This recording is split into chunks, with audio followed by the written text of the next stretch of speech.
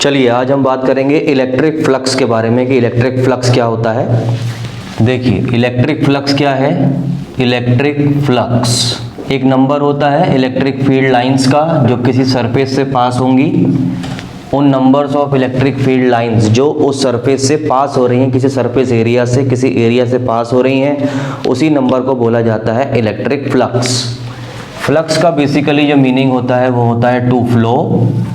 Flow होता है, पास होता है, और इलेक्ट्रिक वर्ड लिखा है, इसका मतलब इलेक्ट्रिक फील्ड लाइंस।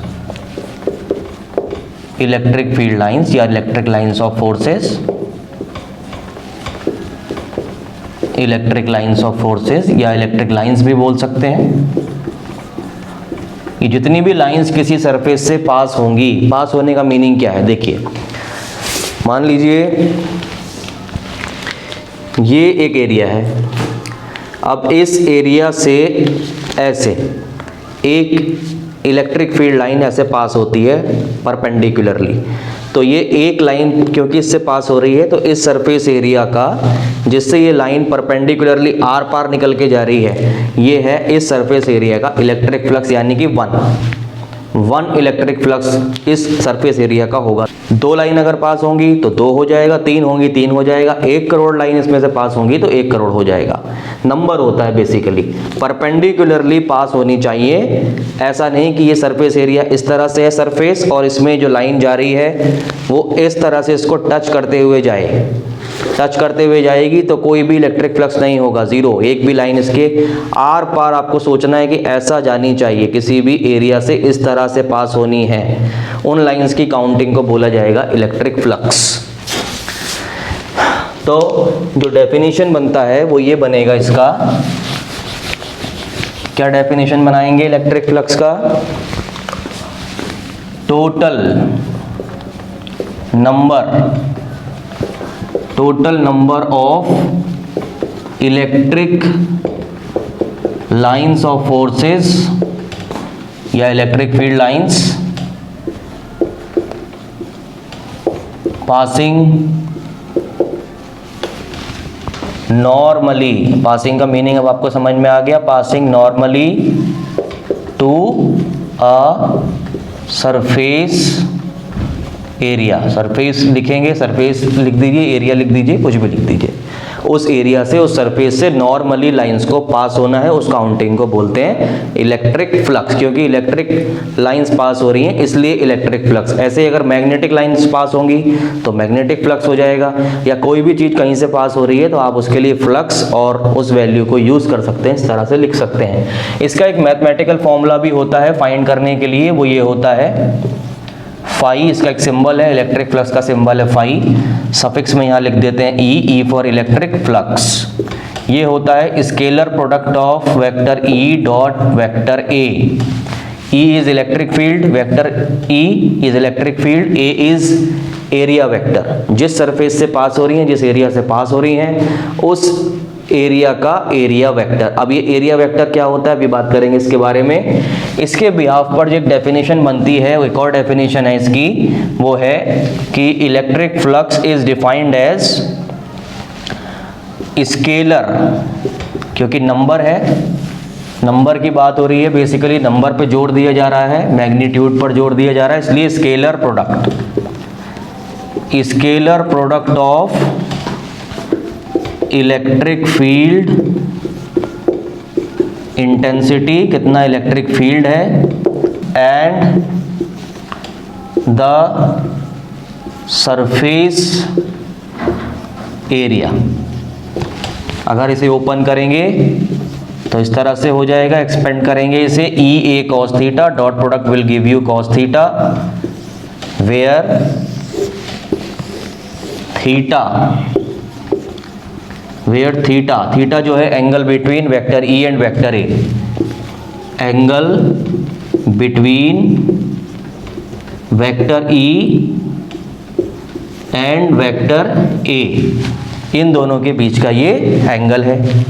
ये होता है इलेक्ट्रिक फ्लक्स। तो आपको बेसिकली क्या याद रखना है कि एक एरिया होना चाहिए, उस एरिया से नॉर्मली कुछ लाइंस पास होनी चाहिए। अगर आप उन्हें काउंट कर सकते हैं इजीली 1 2 3 4 5 6 ऐसे करके, तो जितनी भी काउंटिंग आपके पास आएगी सारी लाइंस की, वो आपका इलेक्ट्रिक फ्लक्स हो जाएगी। अगर लाइन बहुत ज़्यादा है, आप काउंटिंग करने में दिक्कत हो रही है, एरर आ रहा है, जितनी ज़्यादा लाइंस होंगी there would be a chance to get the error कि कोई लाइन छूट गई है या कोई लाइन पहले काउंट हो गई है। उसके लिए मैथमेटिकल फॉर्मूला आप इसमें यूज़ करेंगे। उस केस में जनरली इसी को यूज़ किया जाता है आगे डेरिवेशंस पर्पस के लिए, एनालिसिस के लिए। तो इस तरह से आप मैथमेटिकली इसको फाइंड कर सकते हैं। स्केलर प्रोडक्ट है ये। इसका यूनिट अगर कोई पूछेगा तो यूनिट क्या लिखेंगे, देखिए इलेक्ट्रिक फील्ड और एरिया। इलेक्ट्रिक फील्ड का यूनिट क्या हुआ करता था, E is equal to F upon Q naught से न्यूटन पर कूलाम, और एरिया का होता है मीटर स्क्वायर, यानी कि न्यूटन पर कूलाम और साथ में मीटर स्क्वायर ऊपर आ जाएगा। तो आप इस तरह लिखेंगे, न्यूमरेटर में रहेगा न्यूटन मीटर स्क्वायर पर कूलाम, ये इसका यूनिट है। न्यूटन मीटर स्क्वायर पर coulomb is the unit of electric flux. इसी में अगर सरफेस अलग अलग तरह से आपको दिए जाएंगे,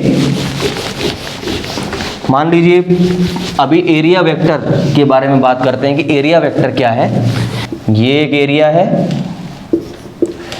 इससे परपेंडिकुलर डायरेक्शन में ये एरिया, ये जो डायरेक्शन है ये इस एरिया वेक्टर की डायरेक्शन है।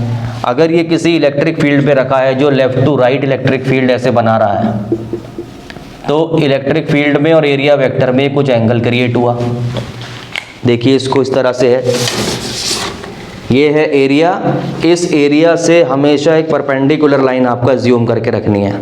एरिया अगर ऐसा हो जाएगा तो ये परपेंडिकुलर लाइन भी ऐसे घूम जाएगी, एरिया ऐसे हो जाएगा, इस तरह हो जाएगा। इस परपेंडिकुलर लाइन को आप उस एरिया से किसी भी तरफ ले सकते हैं, या तो इस तरफ ले लीजिए या परपेंडिकुलर नीचे की तरफ भी ले सकते हैं, as your wish, your choice. लेकिन एरिया वेक्टर हमेशा एरिया से सरफेस से परपेंडिकुलर होगा, ये बात आपको याद रखनी है। अगर हाथ में आपका ये एरिया है, suppose this is your area, जिसमें से लाइंस आप काउंट कर रहे हैं, तो ये परपेंडिकुलर अज्यूम कर लीजिए। इस कंडीशन में इस तरह रहेगा, अगर ऐसा हो जाएगा तो इस तरह हो जाएगा। जैसे जैसे ये घूमता जाएगा अलग अलग कंडीशन में, मान लीजिए एक इलेक्ट्रिक फील्ड है जो इधर राइट टू लेफ्ट यहाँ पर क्रिएट हुआ हुआ है, ऐसे लाइक माई फिंगर्स, और उसमें ये एरिया रखा है। तो एरिया वेक्टर में और इलेक्ट्रिक फील्ड में इस कंडीशन में कितना एंगल बन रहा है, इलेक्ट्रिक फील्ड का डायरेक्शन भी इधर ही है और एरिया वेक्टर भी उधर ही है, यानी कि कोई एंगल नहीं है, 0 डिग्री का एंगल है। अब इस कंडीशन में थोड़ी देर के बाद मैंने ऐसे टिल्ट कर दिया इसको। अब देखिए अब एक एंगल आ गया और इस तरह कर दूंगा 90 डिग्री एंगल हो जाएगा। इस तरह से अलग अलग एंगल्स बन सकते हैं इलेक्ट्रिक फील्ड और एरिया वेक्टर में। अगर मान लीजिए आप पूरा एरिया कैलकुलेट नहीं कर रहे एक बार में, किसी छोटे से एरिया के लिए आप बात कर रहे हैं, स्मॉल एरिया पूरे एरिया के ऊपर, उस केस में आप जो इलेक्ट्रिक फ्लक्स लिखेंगे वो इस तरह से लिखेंगे। छोटे एरिया का जो इलेक्ट्रिक फ्लक्स होगा वो छोटा होगा, तो डी फाई ई भी लिख सकते हैं आप। यहाँ पर D A vector D A, D for small area of this area. एक बार जब छोटे एरिया के लिए आपको इलेक्ट्रिक फ्लक्स मिल जाएगा, फिर उसको आप इंटीग्रेट कर देंगे, और इंटीग्रेट करने से आपको पूरा इलेक्ट्रिक फ्लक्स मिल जाएगा। उस केस में आप इसे इस तरह लिखेंगे ये। और अगर मान लीजिए और अगर कोई एरिया क्लोज्ड एरिया है, मान लीजिए क्लोज्ड सरफेस है, क्लोज्ड सरफेस के केस में for very most important this is for closed surfaces, बंद सरफेस है, कहीं से भी खुला हुआ नहीं है, उसके लिए अगर आपको इलेक्ट्रिक फ्लक्स लिखना है तो इस तरह लिखेंगे phi E integral vector E dot vector D A, और यहाँ पर इस तरह लगा देंगे, ये है क्लोज्ड इंटीग्रल। क्लोज्ड इंटीग्रल, इस बात का ध्यान रखिएगा, क्लोज्ड इंटीग्रल के फॉर्म में होगा। इस ए की जगह आप एस भी लिख सकते हैं, D S, S for surface area, A for area, whatever you wish to write you can write. Okay, area vector हमेशा एरिया से परपेंडिकुलर होगा, इलेक्ट्रिक फील्ड से अलग अलग कंडीशन में अलग अलग डायरेक्शन होंगी उसकी, वो एंगल आपको फाइंड करना होगा। If you are finding the total electric flux by using this any one of this formula, तो आपको एंगल का पता होना चाहिए कि इलेक्ट्रिक फील्ड और वेक्टर डी ए में कितना एंगल है। एक बार आपको ये पता चल गया तो आप सिंपली इसमें स्केलर प्रोडक्ट लगाइए, E D A cos theta लगाइए, वैल्यू पुट करिए, अपना आंसर कैलकुलेट करिए। इस तरह से ये इलेक्ट्रिक फ्लक्स होता है। तो इलेक्ट्रिक फ्लक्स क्या चीज है? Number of electric field lines, total number of electric field lines passing through a surface area. उसको फाइंड करने का मैथमेटिकल फंडामेंटल भी हमने देखा, यूनिट भी हमने देखा, स्केलर क्वांटिटी है ये भी हमने देखा। यूज कहाँ पर करेंगे इस इलेक्ट्रिक फ्लक्स का? इसका यूज सबसे अच्छा किया था गॉस ने। Gauss was a great scientist, इन्होंने इसका यूज किया। गॉस, इन्होंने एक नया तरीका बनाया। किस चीज का नया तरीका बनाया? इलेक्ट्रिक फ्लक्स फाइंड करने का ही एक तीसरा तरीका इन्होंने बनाया, थर्ड मेथड। एक मेथड तो ये है कि count the number of electric field lines. आपने सारी लाइंस काउंट कर लिया, बस वही इलेक्ट्रिक फ्लक्स हो गया, यूनिट लिख देंगे न्यूटन मीटर स्क्वायर पर कूलम। दूसरा, काउंट करने में प्रॉब्लम आ रही है, काउंट नहीं कर सकते, मैथमेटिकली आपने निकाला तो आपने ये फॉर्मूला लगा लिया, पूरे एरिया के एक बार में आपने यूज़ कर लिया, तो इस तरह से आप इसको यूज़ करेंगे। तो इंटीग्रल लगाने की ज़रूरत नहीं है फुल एरिया के लिए। EA cos theta, full area में फुल एरिया की वैल्यू आपके पास होनी चाहिए, इलेक्ट्रिक फील्ड आपके पास होना चाहिए, दोनों में कितना एंगल है ये आपके पास होना चाहिए। अगर उस एरिया का स्मॉल एरिया आपके पास है तो स्मॉल एरिया वाले केस में आप इंटीग्रल लगाएंगे, वेक्टर E लिखेंगे और वेक्टर DA लेंगे, तब इस केस से आप निकाल लेंगे। यह है सेकंड के अंदर ही मैथमेटिकल मेथड में। क्लोज इंटीग्रल अगर आप कर रहे हैं, कोई क्लोज सरफेस है तो क्लोज सरफेस के केस में भी आप vector E dot vector DA करेंगे। फुल एरिया दिया हुआ है तो इसमें भी फुल एरिया के केस में वेक्टर E वेक्टर A कर सकते हैं सीधा, नहीं तो एक छोटा एरिया लेते हैं और फिर इंटीग्रल करके निकालना आसान होता है। फुल अगर दिया है तो सीधे वैल्यू पुट करके तब निकाल सकते हैं, डोंट बी कंफ्यूज। ये क्लोज्ड वाला क्लोज सरफेसेस के लिए है और ये जनरल है। थर्ड जो इन्होंने गॉस ने बताया, इन्होंने कहा ये बड़े कॉम्प्लिकेटेड चीज़ें हैं, इसलिए एक तीसरे मेथड से निकालिए इलेक्ट्रिक फ्लक्स, लेकिन उसमें कंडीशन थी गॉस थ्योरम। गॉस का जो कॉन्सेप्ट है, गॉस कॉन्सेप्ट या फिर Gauss theorem is applicable only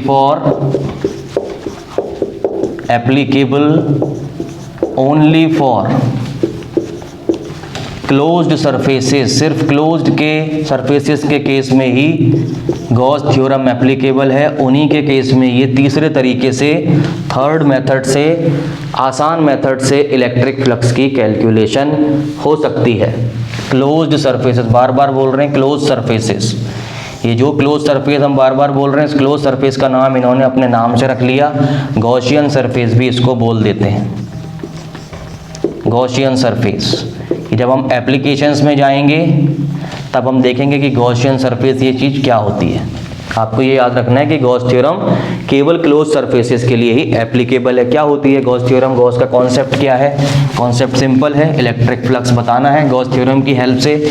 कोई भी आपसे पूछता है गॉस थ्योरम से हम क्या कर सकते हैं, तो गॉस थ्योरम से जो बेसिक यूज है वो है इलेक्ट्रिक फ्लक्स बताना, लेकिन ओनली फॉर क्लोज्ड सरफेसेस के लिए। होता क्या है इलेक्ट्रिक फ्लक्स? देखिए गॉस थ्योरम के अकॉर्डिंग क्या डेफिनेशन है इलेक्ट्रिक फ्लक्स फाइंड करने की? तो डेफिनेशन बनेगा net electric flux passing through, कहां से पास होना है इस इलेक्ट्रिक फ्लक्स को? क्लोज्ड सरफेस एरिया से, passing through a closed surface area. ये नेट इलेक्ट्रिक फ्लक्स बताएंगे क्लोज सरफेस एरिया के लिए, passing through a close surface area is equal to, अब ना तो बोलेंगे number of electric field line है, अल्टीमेटली है वही, बोलना नहीं है, ना इसका यूज करेंगे, ठीक है, सीधा close surface area is equal to 1 upon epsilon naught times the total charge enclosed, घिरा हुआ है, enclosed by that closed surface area. ये डेफिनेशन इन्होंने बनाया गॉस ने। कि नेट इलेक्ट्रिक फ्लक्स को एक तीसरे तरह से पता लगाया जा सकता है किसी क्लोज्ड सरफेस के लिए। अगर ये पता चल जाए कि उस क्लोज्ड सरफेस के अंदर कितना चार्ज है, तो उस चार्ज टोटल चार्ज कितना है नेट, अगर ये पता चल जाए क्लोज्ड सरफेस के अंदर, तो टोटल चार्ज मल्टीप्लाइड बाई 1/ε0, उससे आप ये निकाल लेंगे। तो नया जो आपका फॉर्मूला बनेगा गॉस के अकॉर्डिंग इलेक्ट्रिक फ्लक्स का for close surface area would be phi E is equal to Q upon ε0। ये इन्होंने एक सिंपल चीज बताई। इसमें हम EDA एंगल कितना है ये सब कैलकुलेशन से बच गए, सीधे ही चार्ज की वैल्यू पुट की, ε0 की वैल्यू हमारे पास पहले से है 1/4πε0 इज इक्वल टू 9 × 10⁻⁹ करके ε0 हमें मिलता है 8.85 × 10⁻⁻12।